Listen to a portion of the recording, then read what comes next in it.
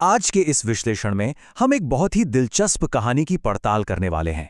एक तरफ 400 साल पुरानी खौफनाक लोक कथा है और दूसरी तरफ मॉडर्न साइंस। ये कोई आम डरावनी कहानी नहीं है, बल्कि एक ऐसा रहस्य है जो एक पुराने राजमहल के छिपे हुए सच को सामने लाता है। चलिए बिना देर किए शुरू करते हैं। बम बम बश, बम बम बश।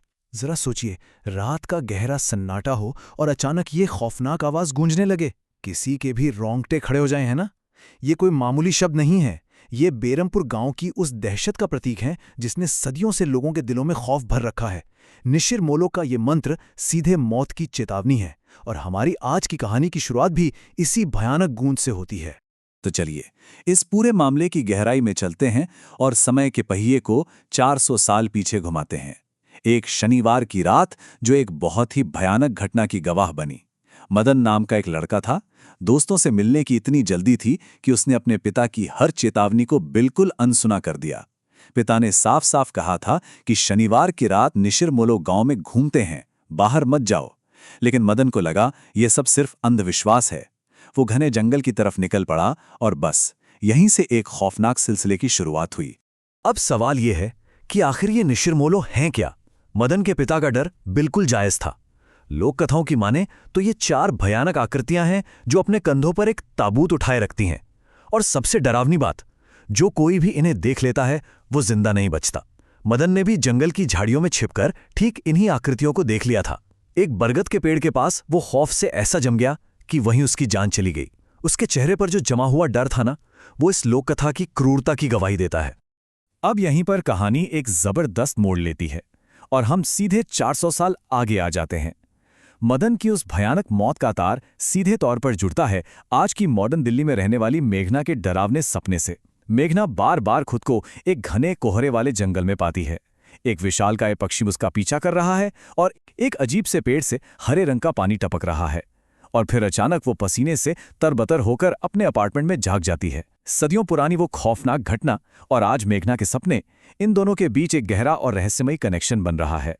इस पूरी कहानी का जो सबसे दिलचस्प पहलू है वो है इन दो बिल्कुल अलग दुनियाओं का टकराव। एक तरफ है बेरमपुर, एक ऐसा गांव जो आज भी 400 सालों के अंधविश्वास और लोक कथाओं की जंजीरों में जकड़ा हुआ है। और दूसरी तरफ है दिल्ली की एक तेज तर्रार साइंस लैब, जहां सिर्फ लॉजिक और साइंस की बात होती है। मेघना और उसकी लैब पार्टनर इशिता इसी साइंस वाली दुनिया का हिस्सा है। लेकिन बहुत जल्द इन दोनों दुनियाओं के बीच की ये लकीर पूरी तरह मिटने वाली है। दिल्ली की उस लैब में भी हालात कुछ ठीक नहीं चल रहे हैं। मेघना और इशिता पर एक बहुत ही कॉम्प्लेक्स एंटीडोट बनाने का भारी प्रेशर है। उनके प्रोफेसर जयदेव ने साफ अल्टीमेटम दे दिया है कि काम जल्द से जल्द पूरा होना चाहिए। अब इसी प्रेशर और जल्दबाजी में इशिता समाधान खोजने के लिए एक बहुत ही अजीब रास्ते पर चल पड़ती है। वो एक पुरानी किताब निकालती है जो साइंस की नहीं बल्कि पुरानी दंत कथाओं और लोक कथाओं से भरी है। और बस यहीं से विज्ञान और रहस्य का वो कॉकटेल तैयार होता है जिसकी हम पड़ताल कर रहे हैं। और पता है उस पुरानी किताब में क्या मिलता है? एक बहुत बड़ा सुराग, मृत्युंजय अमृत। अब ये कोई आम लिक्विड नहीं है। ये एक ऐसा हरा तरल पदार्थ है जो पूर्णिमा की रात एक खास पेड़ से टपकता है। लेकिन सबसे ज्यादा चौंकाने वाली बात यह है कि किताब में छपा वो पेड़ और उससे टपकने वाला हरा पानी बिल्कुल वैसा ही है जैसा मेघना हर रात अपने खौफनाक सपनों में देखती है।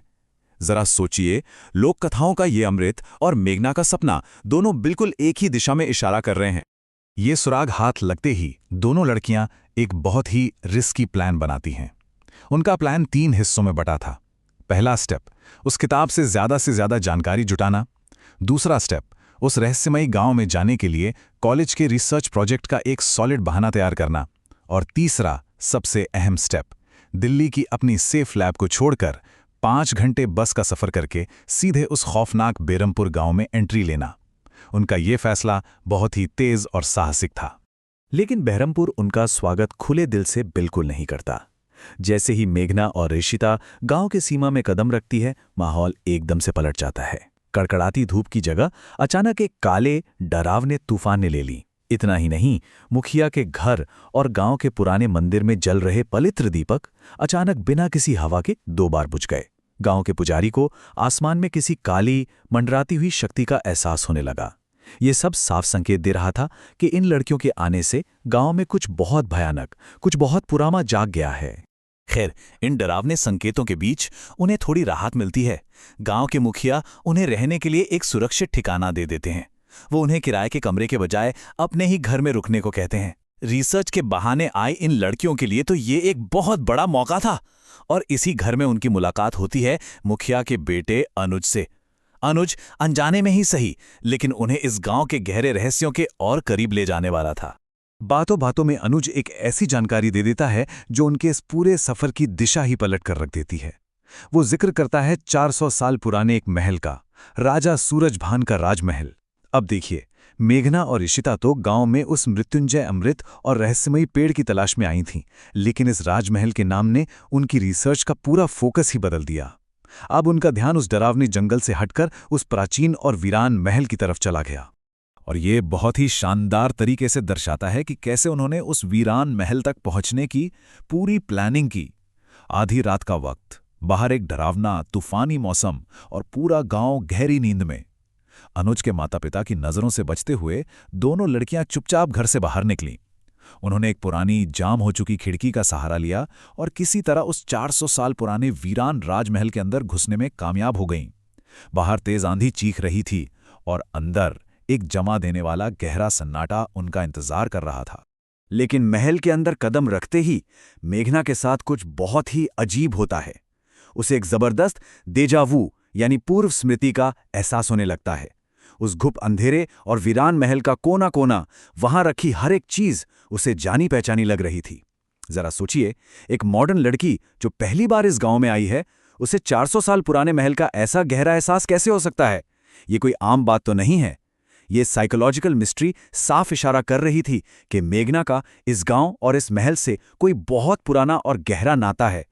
अब हमारी ये कहानी बिल्कुल अपनी चरम सीमा पर पहुंच रही है, जहां दोनों टाइमलाइंस एक साथ बुरी तरह टकराती हैं। एक तरफ खाली पड़े राजमहल के गलियारों में मेघना और इशिता को भारी फौजी जूतों की आहट सुनाई देती है, मानो कोई अदृश्य पहरेदार वहां गश्त लगा रहा हो। और ठीक उसी वक्त बाहर गांव की गलियों में 400 साल पुराना वो मौत का मंत्र बम बम बश फिर से गूंजने लगता है। गांव का पुजारी बुरी तरह घबराकर उठता है और सीधा मुखिया के पास भागता है। पूरा का पूरा गांव एक अनजाने खौफ से जाग चुका था। पुजारी के खौफ से कांपते हुए शब्द इस स्थिति की गंभीरता को बयां करते हैं। निशिर मोलो जाग गए हैं। वे कई सालों से सोए हुए थे। ये कोई अफवाह नहीं थी। सदियों से सोई हुई वो मौत की आकृतियां अब सच में वापस आ चुकी थीं। ऐसा लग रहा था मानो इन लड़कियों के राजमहल में कदम रखते ही कोई बहुत पुराना और भयानक श्राप टूट गया हो। पूरे बेरमपुर में दहशत फैलने लगी थी, क्योंकि वहां हर कोई ये जानता था कि निशिर मोलो के लौटने का मतलब सिर्फ और सिर्फ विनाश है। और इस दहशत का सबसे पहला शिकार बनते हैं गांव के ही दो लोग, संपत और कप्ता। वे रात के वक्त जंगल के किनारे बैठकर आराम से ताश खेल रहे थे। तभी तेज आंधी के बीच उन्होंने कुछ ऐसा देखा जिसने उनकी रगों में खून जमा दिया। लाल चमकती आंखों वाले वो 4 शख्स जो अपने कंधों पर एक भारी ताबूत उठाए ठीक उनके सामने आकर खड़े हो गए। ये बिल्कुल वही आमना सामना था जिससे बचने की हिदायत 400 साल पहले मदन के पिता ने दी थी। बाहर निशिर मोलो का ताबूत धीरे धीरे खुल रहा है और संपत कप्ता की दिल दहला देने वाली चीख पूरे गांव के सन्नाटे को चीर देती है। और वहीं दूसरी तरफ महल के अंदर अचानक एक भारी दरवाजा बड़ी तेज आवाज के साथ खुलता है। उस दरवाजे के पीछे आखिर है कौन? और सबसे बड़ा सवाल, दिल्ली से आई मेघना का 400 साल पुरानी इस डरावनी लोक कथा और राजमहल से असल में क्या कनेक्शन है? क्या विज्ञान अतीत के इन रहस्यों को सुलझा पाएगा या खुद इनका शिकार हो जाएगा? ये सवाल हमें सोचने पर मजबूर करते हैं और आगे के रोमांचक सफर की ओर इशारा करते हैं।